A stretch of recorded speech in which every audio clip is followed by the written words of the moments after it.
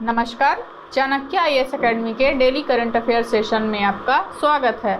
आज है 17 जून और 17 जून से जितने भी महत्वपूर्ण प्रश्न बनते हैं हम उन पर चर्चा करेंगे। हमारा आज का पहला प्रश्न है, हाल ही में राजा परवा महोत्सव कहाँ शुरू हुआ है? झारखंड, उड़ीसा, नागालैंड या फिर केरल? तो अभी हाल ही में उड़ीसा में राजा परवा उत्सव शुरू हुआ है। राजा परवा 3 दिवसीय उत्सव है जो उड़ीसा में धरती माता का सम्मान करने और नारीत्व का जश्न मनाने के लिए मनाया जाता है। यह उत्सव 14 जून को शुरू हुआ और 16 जून 2023 को समाप्त होगा। यह उड़ीसा के लोगों द्वारा मनाया जाने वाला 3 दिवसीय उत्सव है। पहले दिन को राजा संक्रांति के रूप में जाना जाता है, दूसरे दिन को मिथुन संक्रांति कहा जाता है और तीसरे दिन को भुदाहा या बसी कहा जाता है। उत्सव एक महिला के मासिक धर्म की विशिष्टता को, प्रजनन क्षमता और दूसरे जीवन को जन्म देने की क्षमता के रूप में मनाया जाता है। हमारा अगला प्रश्न देखेंगे, विदेश मंत्रालय ने हाल ही में शंघाई सहयोग संगठन दिवस मनाया। इसकी अध्यक्षता किसके द्वारा की गई? भारत, अमेरिका, बांग्लादेश या फिर नेपाल? तो इसकी अध्यक्षता भारत द्वारा की गई थी। विदेश मंत्रालय ने भारत की एससीओ अध्यक्षता में शंघाई सहयोग संगठन दिवस मनाया और इस अवसर पर एक डाक टिकट भी जारी किया। उस दिन को चिन्हित करने के लिए एक कार्यक्रम आयोजित किया गया था जिसमें एससीओ सदस्य देशों के राजदूतों, पर्यवेक्षकों और संवाद भागीदारों ने भाग लिया था। विदेश मंत्रालय के सचिव दम्मू रवि और सचिव डाक और डाक सेवा बोर्ड के अध्यक्ष विनीत पांडे ने स्मारक डाक टिकट लॉन्च किया। हमारा अगला प्रश्न देखेंगे, भारत का कौन सा राज्य अपनी जेलों का नाम बदलकर सुधार गृह करने की योजना बना रहा है? मध्य प्रदेश, बिहार, उत्तर प्रदेश या फिर झारखंड? तो अभी हाल ही में उत्तर प्रदेश के सीएम द्वारा यह घोषणा की गई है कि जेलों का नाम बदलकर सुधार गृह किया जाएगा। उत्तर प्रदेश के मुख्यमंत्री योगी आदित्यनाथ ने उच्च स्तरीय बैठक में जेलों की स्थिति की समीक्षा करते हुए जेल सुधार की दिशा में महत्वपूर्ण दिशा निर्देश दिए। दिशा निर्देशों में कहा गया है कि जेलों को सुधार गृह के रूप में जाना जाएगा।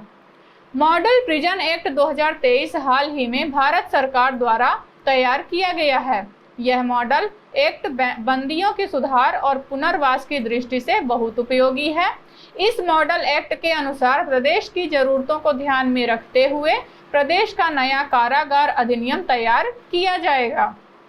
अगला प्रश्न देखेंगे, गैवान की पहली कृषि एसईजी परियोजना को किसने हरी झंडी दिखाई? नरेंद्र मोदी, विशाख दत्त या नितिन गडकरी या फिर धर्मेंद्र प्रधान? तो अभी हाल ही में धर्मेंद्र प्रधान द्वारा पहली कृषि सेज परियोजना लॉन्च की गई है। केंद्रीय शिक्षा और कौशल विकास और उद्यमिता मंत्री श्री धर्मेंद्र प्रधान ने नई दिल्ली में से गैबॉन की पहली कृषि सेज परियोजना को हरी झंडी दिखाई। परियोजना तकनीकी और ज्ञान भागीदार के रूप में सेंचुरियन विश्वविद्यालय के साथ एओएम समूह द्वारा कार्यान्वित की जाएगी। गैबॉन में एक कृषि और खाद्य प्रसंस्करण विशेष आर्थिक क्षेत्र की स्थापना देश में खाद्य सुरक्षा और आत्मनिर्भरता बढ़ाने की दिशा में एक ऐतिहासिक कदम साबित होगा। हमारा अगला प्रश्न देखेंगे, वित्तीय वर्ष 2022-23 के दौरान उच्चतम पवन क्षमता वृद्धि प्राप्त करने के लिए किस राज्य को मान्यता दी गई थी? पंजाब, हरियाणा, राजस्थान या गुजरात? तो अभी हाल ही में राजस्थान को 2022-23 के दौरान उच्चतम पवन क्षमता वृद्धि प्राप्त करने के लिए मान्यता दी गई है। नवीन और नवीकरणीय ऊर्जा मंत्रालय भारत सरकार 15 जून 2023 को नई दिल्ली में एक दिवसीय कार्यक्रम के आयोजन के माध्यम से 15 जून के विश्वव्यापी उत्सव में वैश्विक पवन दिवस के रूप में शामिल हुआ। इस कार्यक्रम का केंद्रीय थीम था पवन ऊर्जा, powering the future of India.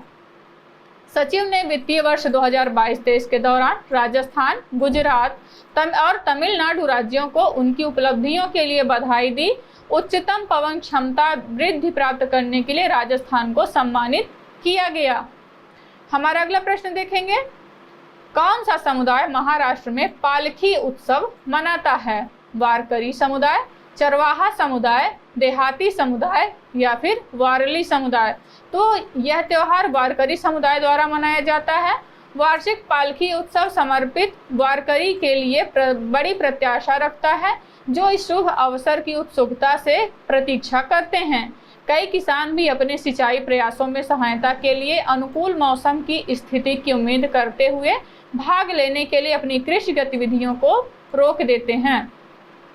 हमारा अगला प्रश्न देखेंगे। ब्रिटेन ने जेन मैरियट को किस देश में पहली महिला दूत के रूप में नियुक्त किया है? भारत, पाकिस्तान, बांग्लादेश या नेपाल?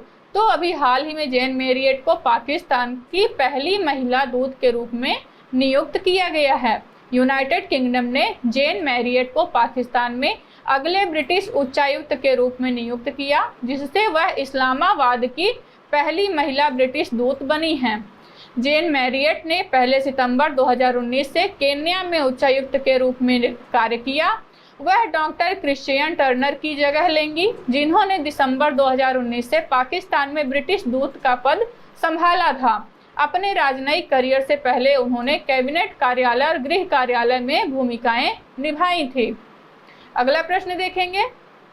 हाल ही में भारतीय नौसेना ने कहां पर आउटरीच कार्यक्रम जूली लद्दाख शुरू किया है? जम्मू कश्मीर, असम, लद्दाख या सिक्किम? तो अभी हाल ही में लद्दाख में भारतीय नौसेना द्वारा आउटरीच कार्यक्रम जूली लद्दाख शुरू किया गया है। भारतीय नौसेना ने हिमालयी क्षेत्र में नौसैनिक सेवा के बारे में जागरूकता बढ़ाने और युवाओं और नागरिक समाज के सदस्यों के साथ जुड़ने के उद्देश्य से गुरुवार को जूली लद्दाख या हेलो लद्दाख नामक एक आउटरीच कार्यक्रम शुरू किया है। हमारा अगला प्रश्न देखेंगे। कहां पर स्थित Nehru memorial museum and library society का नाम बदलकर प्रधानमंत्री संग्रहालय और लाइब्रेरी सोसाइटी रखा गया है? देहरादून, नई दिल्ली, लखनऊ या फिर चेन्नई? तो अभी हाल ही में नई दिल्ली में स्थित नेहरू मेमोरियल म्यूजियम का नाम बदलकर प्रधानमंत्री संग्रहालय रखा गया है। भारत और न्यूजीलैंड ने नई दिल्ली में गुरुवार को दोनों देशों के उद्योग संगठनों के साथ अपनी पहली गोलमेज संयुक्त बैठक की। वाणिज्य और उद्योग मंत्रालय की आधिकारिक विज्ञप्ति में कहा गया है कि बैठक की सह अध्यक्षता भारत सरकार के वाणिज्य विभाग के अतिरिक्त सचिव राजेश अग्रवाल और भारत में न्यूजीलैंड के उच्चायुक्त पाइन ने की है।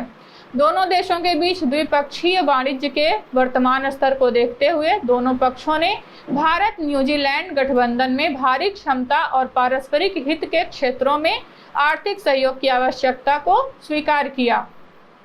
अगला प्रश्न देखेंगे।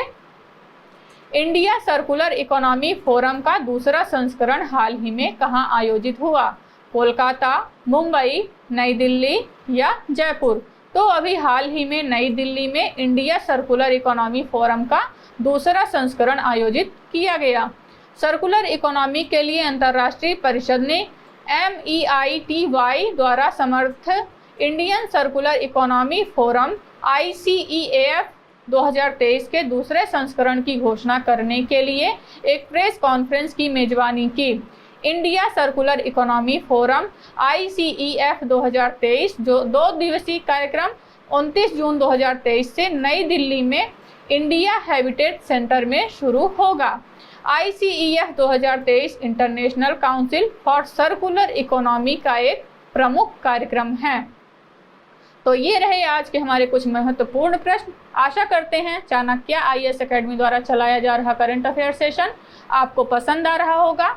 हमारे ऐसे और भी कंटेंट से जुड़ने के लिए चैनल को सब्सक्राइब करें और बेल आइकॉन दबाना न भूलें। धन्यवाद।